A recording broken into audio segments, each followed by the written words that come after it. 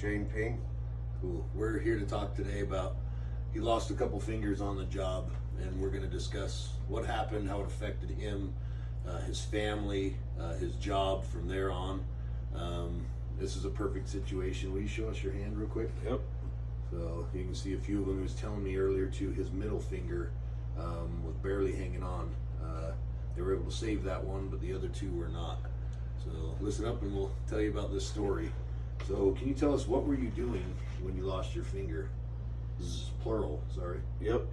So it was about 25 years ago. I was working at a food and beverage plant, and we was rebuilding the guards around the chain sprockets, and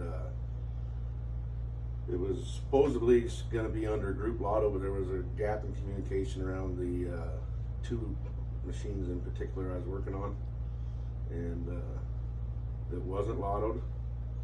So given the complexity of the whole project, it was walking the jobs didn't happen. So several gaps in the safety plan, but essentially was working on it, and started.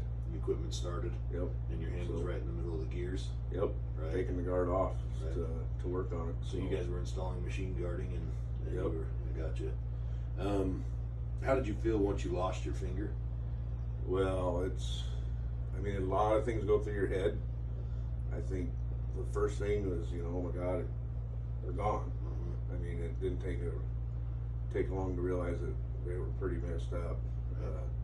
And then the second thing, getting hurt on the job, a workplace type accident, you're embarrassed, right? Nobody wants to kind of get hurt in front of their friends, and you work with these guys for years, so Right. sometimes you're with them more than your family, so Right. it's embarrassing, and you feel like you let them down.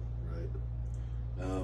How was losing your finger, I guess more so, how did losing your finger affect your personal life and your family?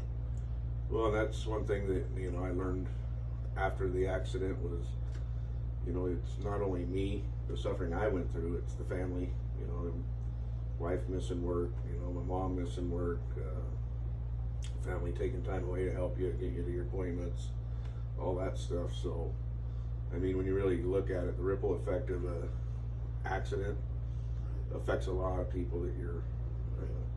So it's not only affecting the company, it's also affecting, more importantly, the individuals and their family.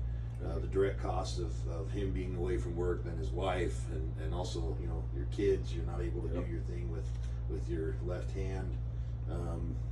Did you have PPE on at the time of the accident? So yeah, I had some leather gloves on, and obviously the safety glasses and all that stuff. But yeah, obviously I don't know the PPE that would be required for something like that. I mean, a gear like that, I mean, we would hope that maybe it would minimize, but a gear like that, it's probably going to take it off. Yeah, no, it was.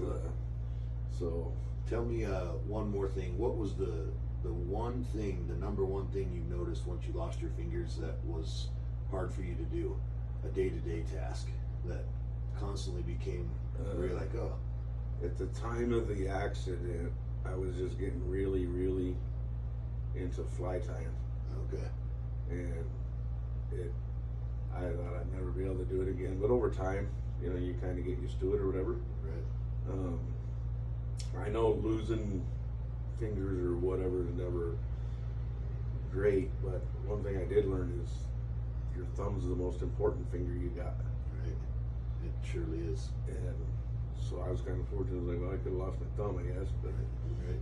you always try to look at the positives of getting hurt on the job or whatever. So yeah, I'd say overall I thought that was going to be the biggest deal, is the fly tying, and so yeah, you'd learn to get by. Well, thank you. I appreciate you sharing your You time bet. with us and your story. You bet, man. Thank you guys.